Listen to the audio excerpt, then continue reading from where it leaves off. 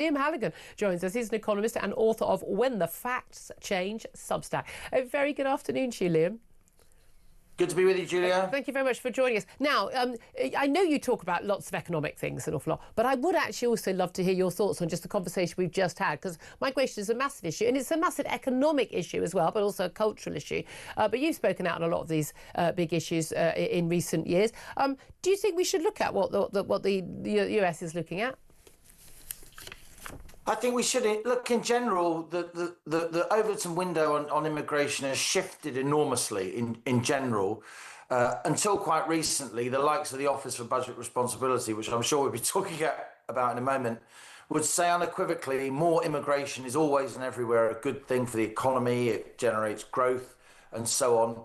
But in the last few months and years, the OBR and other economists have started to realise actually it's not just about immigration, yes or no. It's about the scope and the pace and the impact, not just on the national accounts, because if you have lots and lots and lots of immigration quickly and lots of it's unskilled, that's going to be a big burden on the public finances.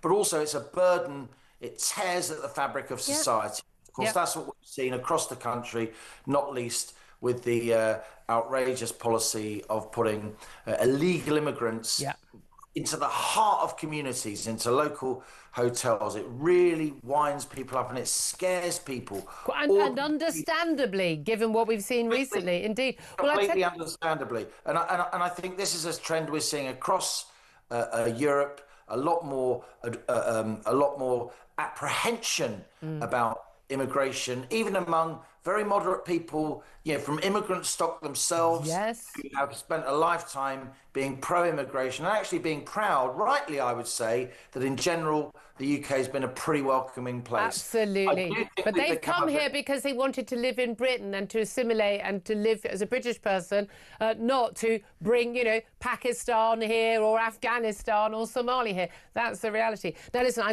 ought to get to the topic I invited you on to talk about, and that, of course, is where we are with the fallout from the budget, not just us all reeling with tax rises and the huge amount of money that's going on benefits, but the extraordinary situation where the chief of the Office of Budget Responsibility being forced to fall on his sword yesterday after that report. An internal report basically said, this is a major management and leadership fail, where we saw the release of the details of the budget from the OBR 45 minutes before Rachel Reeves was due to speak, and probably about, best part of an hour and a half plus before they were due to actually release it because of just abject security failings themselves.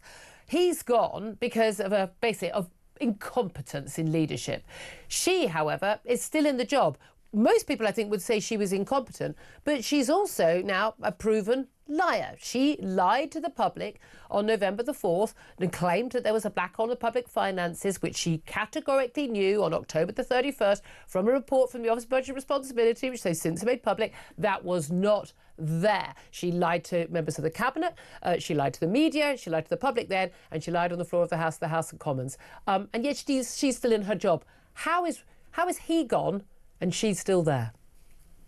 I do think she's hanging by a thread, I have to say.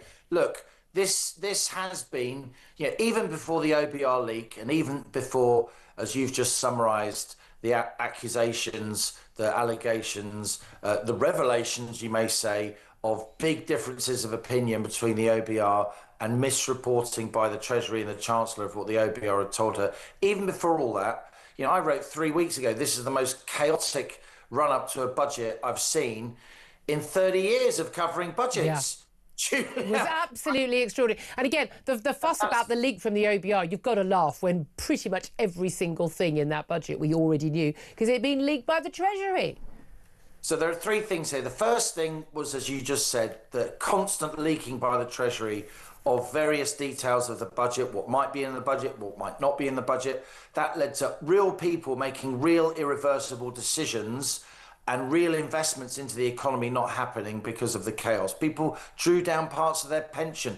People remortgaged their homes. People did, people left the country. People did all kinds of things because of lots of, pretty idiotic 25-year-olds around Rachel Reeves who think they're cleverer than everyone else, endlessly leaking and spinning and conniving, when actually these people know nothing about economics, nothing about financial management and are a complete net negative to the health of this country, and yet we're paying them overinflated wages so they can walk around Westminster feeling important in new shoots and new shoes. So that was the first thing. The second thing was then the insane leaking of the whole budget, almost an hour before Rachel Reeves stood up in the House of Commons. That was the second thing. That's the thing he's officially gone for, Richard Hughes, the guy who runs the Office for Budget Responsibility, or who did until 24 hours ago. That's the official reason he's gone, because there was an inadvertent leak, which probably was due to somebody, not quite getting the settings right. No, but the report says very clearly this has happened before. We just didn't know about it because that's how incompetent they are. Okay, just let me finish. Let me finish, please. Right. The second thing is the leak. And that was probably due to some kind of settings in an email program when there was it was scheduled wrongly. But the really crazy thing, right? Not the pre-budget spin, though that was crazy enough. Not the leak, though that was deeply incompetent and the official reason he's gone. The really crazy thing, and the thing that's really worrying financial markets, is that you had the OBR leaking internal discussions between the OBR and the Treasury in order to try and prove that, as you said, the Treasury and the Chancellor in particular had been, not telling the truth to financial markets and the public. That is mad, right? Yeah. That is crazy that you now have spin wars going on, not just between political parties, not even between political parties and the press. That's happened, since way before even you and I started reporting politics, Julia, which, with huge respect to both of us, was a long time. Right. Oh, sorry, we have to cut off Liam now. Carry on, my love. No, we can't. No, Liam, you did realise... Are you kidding me? That was a joke. No, Liam, don't be a snowflake, my love. Try and get him back. What on earth happened there? That was... The commitment to that practical joke is that was a good commitment to that practical joke. That was hilarious. I don't know what's going on there. We're going to try and get him back. It's interesting, actually. One thing he was pointing about, in terms of this, it is just like we've got this battle. We've got everyone's at loggerheads with each other. I like that the OBR is actually completely, independent. Yeah. That's a good thing, right?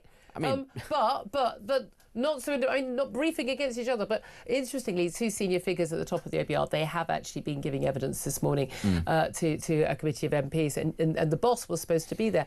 Is there a concern that he's now outside the tent and he could be, should we say, to paraphrase a former US president, spitting inside the tent now? Yes, I mean there's every possibility of that, but I would say ultimately, is that really going to change anything? Given that he's already, the OBR has already released the most damaging information possible, which is to say, no, actually, what the Chancellor of the Exchequer is saying is not the case. This was what she was told earlier on in the year. I think that's pretty much the most damage that he can do.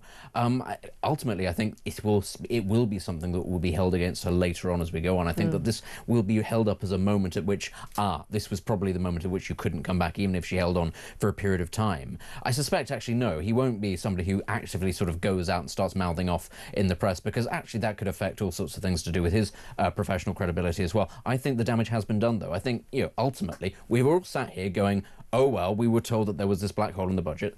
The OBR said, no, these were the figures that we said. She's not telling you exactly what was discussed. I think we can all see what has happened there. He is, perhaps because of the leak, the early release, he is falling on his sword, and it'll be sort of framed in that way. But we all know what actually is going on here.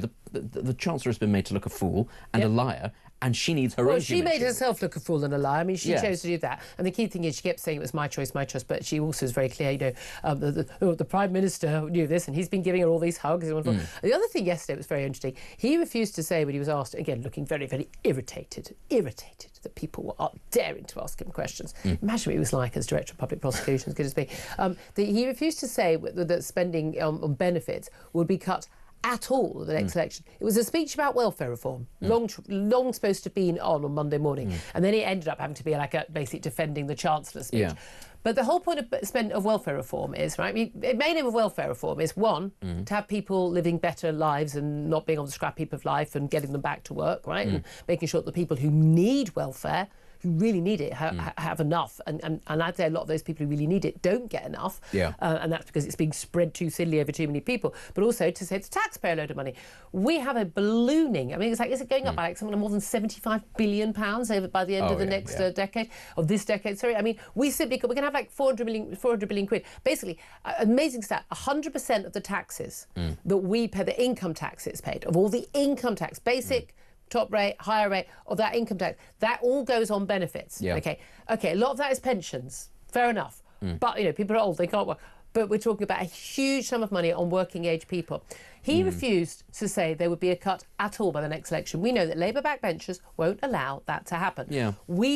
We cannot continue with these utterly unsustainable ballooning spending on benefits. We can't afford it. Everybody knows we can't afford it, but people are still sort of hanging on in the desperate hope that their little special interest will be the one that is spared. You see the same thing actually when it comes to things like pensions. And again, you know, pensions are going to go up. The triple lock, you know, doing its job there and making sure that, you know, pensioners are shielded from things whilst the working population actually is hit much harder. The difficulty with all of this is, as you've just said, lots of Labour MPs running scared of their own constituents because the number of people receiving benefits are greater than their actual majorities. That's a major problem. What they're doing now is drawing the battle lines here. They're sort of egging on reform in some ways because a lot of those same seats are the ones that reform are targeting.